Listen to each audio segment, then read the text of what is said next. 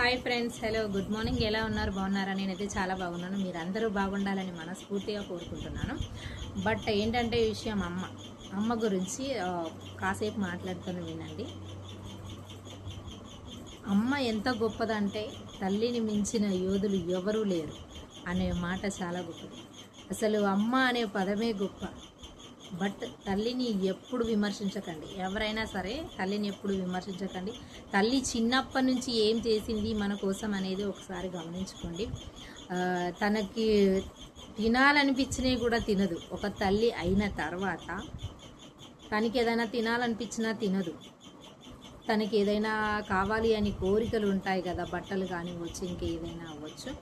అలాంటివి కొనాలనిపించినా ఇవి ఉంటే పక్కన ఉంటే నా పిల్లలకు వస్తాయని అన్ని దాచుకొని అన్ని పిల్లల సంతోషం కోసమే ఆలోచించేది తల్లి. అలాంటి తల్లిదండ్రుల్ని కొందరు చాలా అవమానిస్తున్నారు. బట్ తల్లి తండ్రిని చాలా చక్కగా చూసుకోవడం నేర్చుకోండి. తల్లి అనేది చాలా గొప్పది నిజంగా. తనకు చేతగాకపోయినా తక్కువ లేకున్నా సరే లేచి మరీ మన కోసం చేసి పెట్టిన పనులు మర్చిపోకండి. మన కోసమే బ్రతుకుతుంది. తన సంతోషం అంతా మన సంతోషంలోనే తన సంతోషం ఉంటుంది.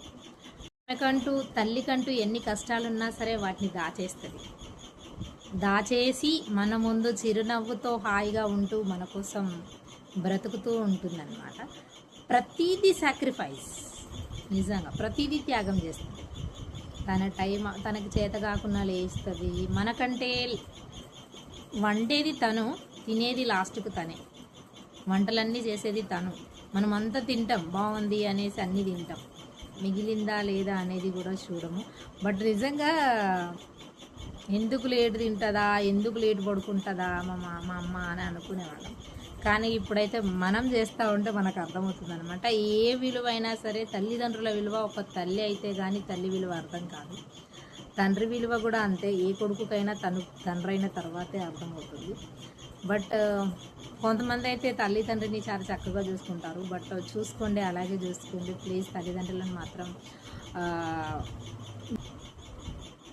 మనము పెద్దవాళ్ళతో మంచిగా మాట్లాడడం చేస్తే వాళ్ళు పెద్దగైన తర్వాత వాళ్ళ పిల్లలకు కూడా వాళ్ళు అలాగే చెప్తారు.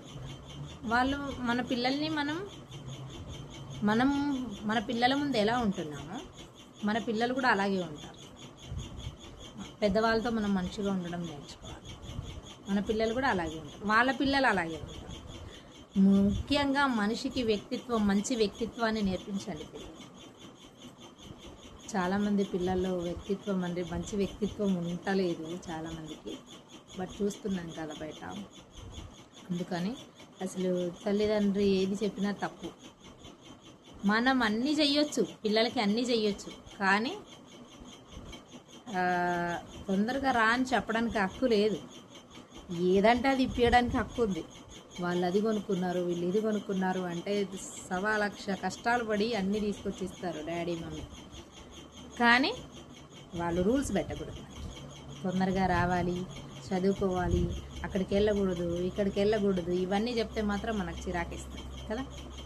కానీ నిజంగా ఏదో కొన్ని విషయాలు చెప్పాలనుకున్నా చెప్తున్నాను ఫ్రెండ్స్. తల్లిని తండ్రిని మంచిగా చూసుకోండి. వాళ్ళు మన కోసం ఎన్నో కష్టాలు పడతారు చిన్నప్పటి నుంచి. మనం ఇలా ఉన్నామంటే దానికి కారణం వాళ్ళు. మనం ఆనందంగా ఉండడానికి కారణం వాళ్ళు. బాధగా ఉన్న వాళ్ళు మాకు ఏం చేశారు వాళ్ళు అని అడగొచ్చు. వాళ్ళు చేసేది మనకి ఉన్నంతలో వాళ్ళకు ఉన్నంతలో వాళ్ళు మనకు మంచి చేస్తారు, కానీ చెడు మాత్రం చేయరు. కొంతమందికి నాకు చిన్నప్పటి నుంచి బాధలే ఉన్నాయి, వాళ్ళు నాకు ఏం చేశారు అనే క్వశ్చన్ ఇస్తారు. వాళ్ళంతా మంచిగా చేశారు. నువ్వేం చేస్తావు? ఇప్పుడు నీ తెలివి నీకు వచ్చింది కదా, నువ్వేం చేస్తావో ఆలోచించు. వాళ్ళ గురించి పక్కన పెట్టు. వాళ్ళ తెలివి ఉన్నంతలో, వాళ్ళ సత్తు ఉన్నంతలో, వాళ్ళకు ఆస్తి అంతస్తులు ఇంకేదైనా అవ్వచ్చు, డబ్బు ఉన్నంతలో నిన్ను చూసి పెంచారు, సాగారు. బట్ ఇప్పుడు నువ్వేం చేస్తున్నావో చూడు. వాళ్ళు నా కోసం ఏం తీసుకున్నారు, ఏం కొన్నారు, ఉన్నాయన్నీ అమ్మేశారు, తిన్నారు, తాగారు, ఏదో మాట్లాడు. ఇప్పుడు నువ్వేం సంపాదిస్తున్నావు, ఇప్పుడు నువ్వు ఏం తీసుకుంటున్నావు, మీరేం జాగ కొన్నారని కొంతమంది తల్లిదండ్రులు ప్రశ్నిస్తారు. ఎక్కడ జాగ తీసుకున్నారు, ఉన్న జాగలన్నీ అమ్మేశారు, ఇప్పుడు నువ్వేం కొంటున్నావు? అట్లా ఆలోచించండి. మన దగ్గర నుంచి ఆలోచన మొదలవుతుంది. మన పిల్లలకు మనం ఏం చేస్తున్నాం, మన తల్లిదండ్రులు మనకేం చేశారు? అప్పుడు జనరేషన్లో అప్పుడు చూడడమే పెద్దగా, బతకడమే మనం గొప్ప అన్నమాట. ఇప్పుడైతే ఇంకా చాలా క్రిటికల్ అయిపోయింది. ప్రతి వస్తువు చాలా రేట్లు, అది ఇది అని. ఎన్ని పైసలు వచ్చినా బ్రతకడం కష్టం. ఇప్పుడు శాలరీ ఎక్కువనే ఉంది, ఖర్చులు ఎక్కువనే ఉంది. అప్పుడు ఖర్చులు తక్కువ, శాలరీస్ తక్కువ కదా ఫ్రెండ్స్. ఎవ్వరు కామెంట్స్ మంచిగా పెట్టుర్రు సరేనా వీడియోస్ ముఖ్యంగా. అంతే ఇంకా నాకైతే వీడియోస్ చేయాలంటే భయం వేస్తుంది. ఒక్కొక్కరి కామెంట్స్ ఎలా ఉంటాయంటే ఘోరంగా ఉంటాయి. ఎనీవేస్ ఏదో మాట్లాడాలనిపించింది, మాట్లాడిన. Thank you so much. Thank you for the watching. Bye bye. మంచిగా కామెంట్ పెట్టు గారు, అంతే. గారు ఒకటే, కామెంట్ పెట్టకున్నా పర్వాలేదు, నాకైతే దడదడ అవుతుంది. Okay bye friends. Thank you so much. హార్ట్ఫుల్గానే అవుతున్నాను నిజంగా. పేరెంట్స్ మాత్రం, తల్లిదండ్రులు మాత్రం గౌరవించండి అయినా, సరేనా? Okay bye all. Thank you. Bye bye. Please like or comment. Like మాత్రం ఖచ్చితంగా ఇవ్వండి, మర్చిపోకండి. లైక్స్ ఇస్తే ఏమొస్తుంది? ఒక 60 మెంబర్స్ చూస్తారు. మీకు ఏం ఖర్చు కావు కదా. ఎవరి లైవ్లైనా, ఎవరి వీడియోస్ అయినా లైక్ ఇవ్వడం నేర్చుకోండి ప్లీజ్. కామెంట్ చేయడం నేర్చుకోండి, ఓకేనా? సపోర్టింగ్గా ఉంటుంది అనమాట. Thank you my dear YouTube family members. Thank you so much. Thank you for the watching. Bye bye.